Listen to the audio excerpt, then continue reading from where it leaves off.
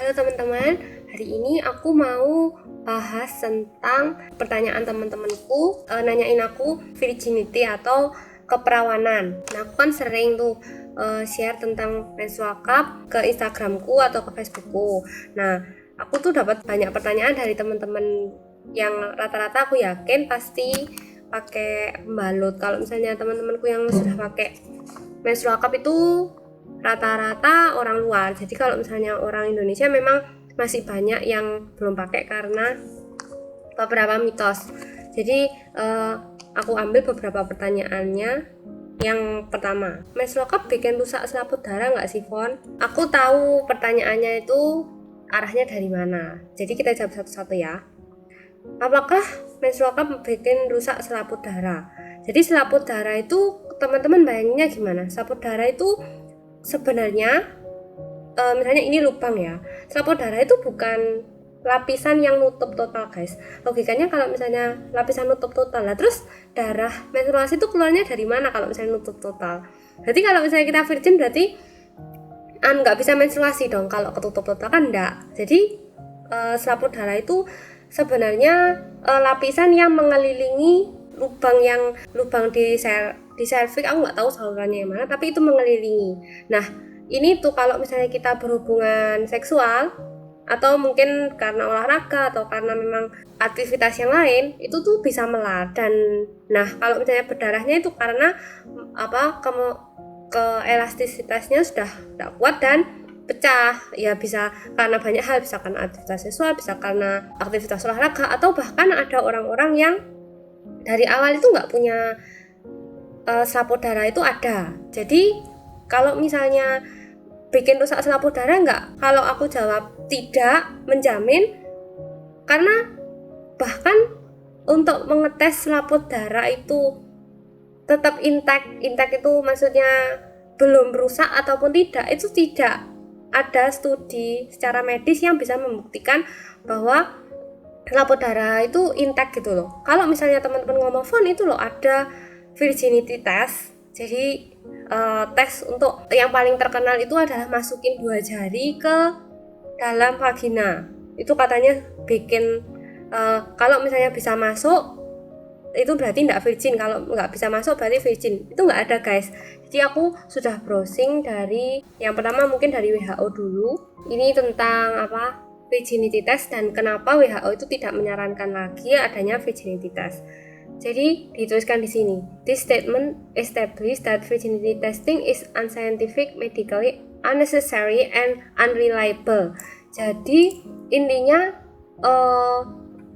artikel ini dikeluarkan oleh WHO untuk menyatakan bahwa virginity testing itu secara saintifik tidak bisa diandalkan dan secara medis itu tidak diperlukan gitu loh. Memang tidak bisa dibuktikan secara medis itu sampai tahun 2020 aku ngomong di detik ini itu WHO aja tidak bisa membuktikan gitu loh guys.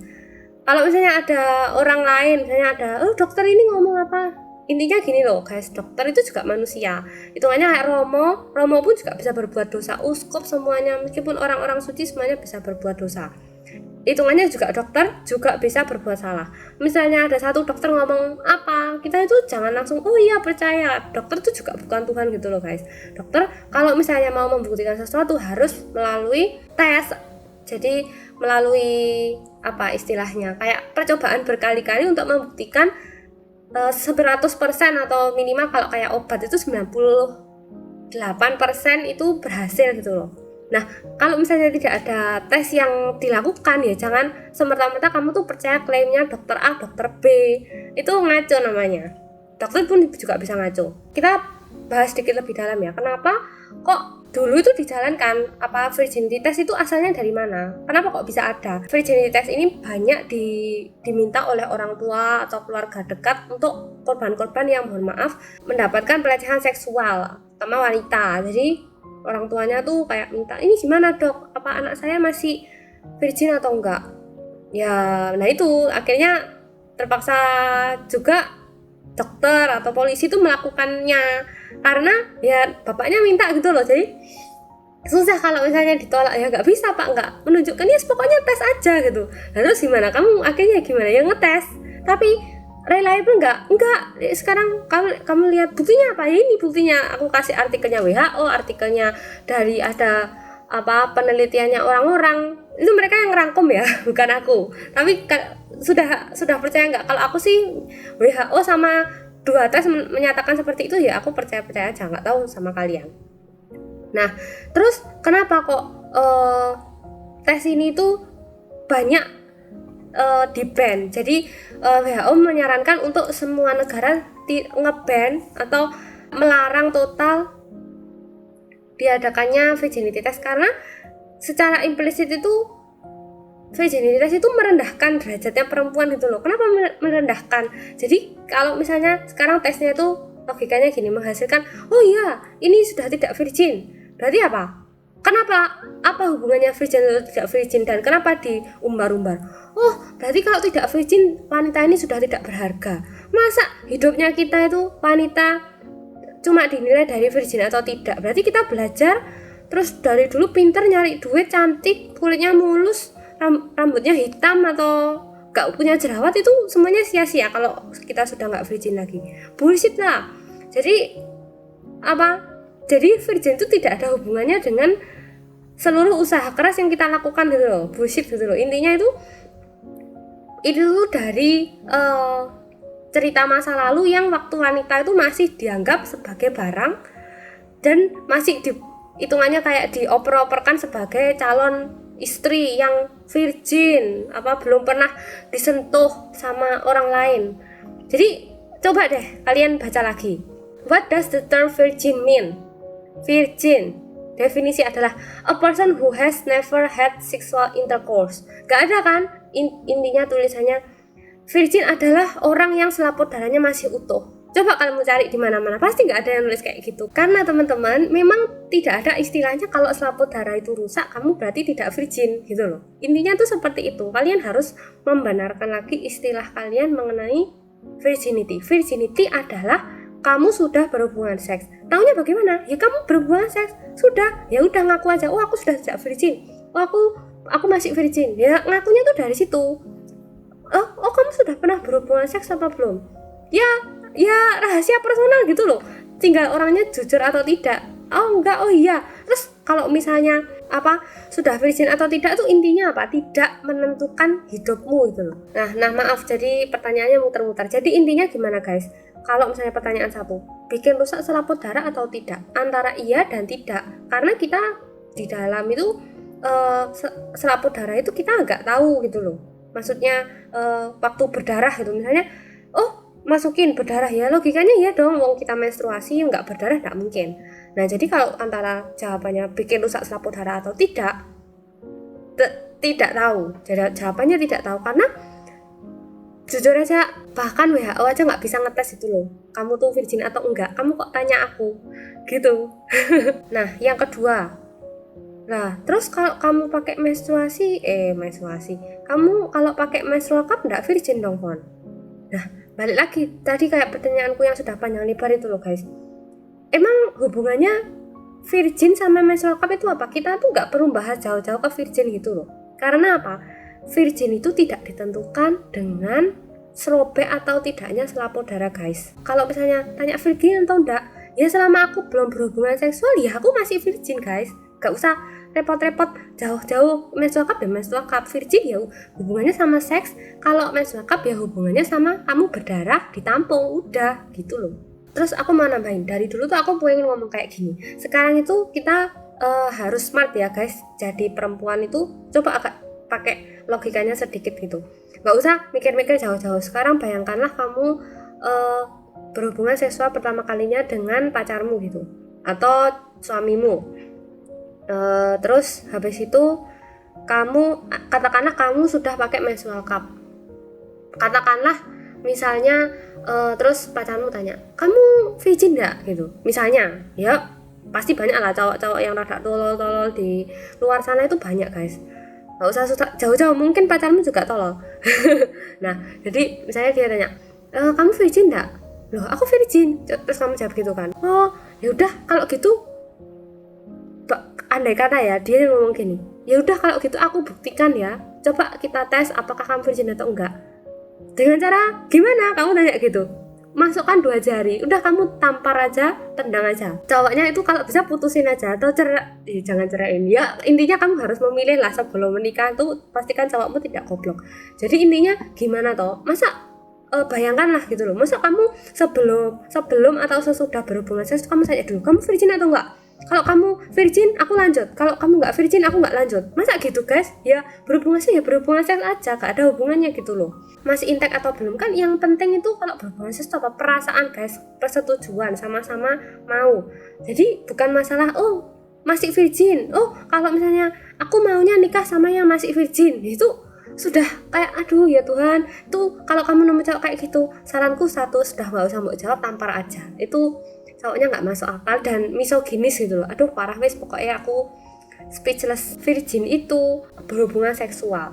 Jadi kalau misalnya kamu memang kepikiran banget ya, katakanlah kamu memang kepikiran banget soal selaput darahmu ini mau utuh atau enggak. Misalnya kamu pengen, aku kalau misalnya berhubungan seksual harus berdarah gitu. Ya kamu jelasin dulu lah. Misalnya kamu benar-benar takut ya. Misalnya parah banget deh, aku ngomong segini panjang bermenit-menit ini kamu masih gak percaya sama aku. Jelasin aja deh.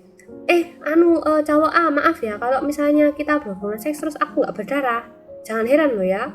Jangan-jangan kamu agak tolol terus mau membuktikan berdarah atau tidak. Pokoknya intinya aku sudah pakai menstrual cup.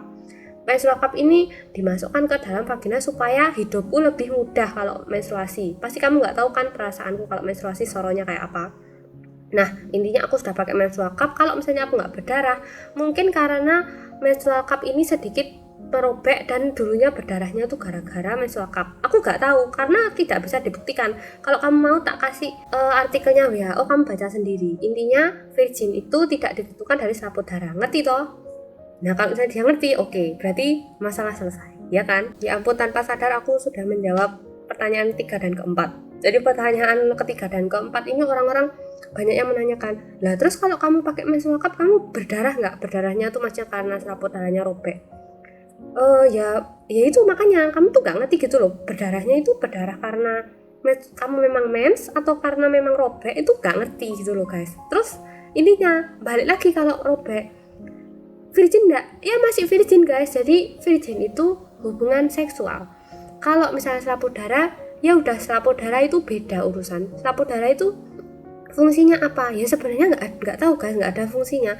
Itu juga kalau misalnya nggak robek, hidup kita juga jalan terus kok. Nggak kayak jantung. Kalau jantung robek mati mungkin. Jadi pertanyaan terakhir, terus besok gimana kak waktu berhubungan seks? Ya udah kayak tadi itu pertanyaannya. Kamu jelasin dulu.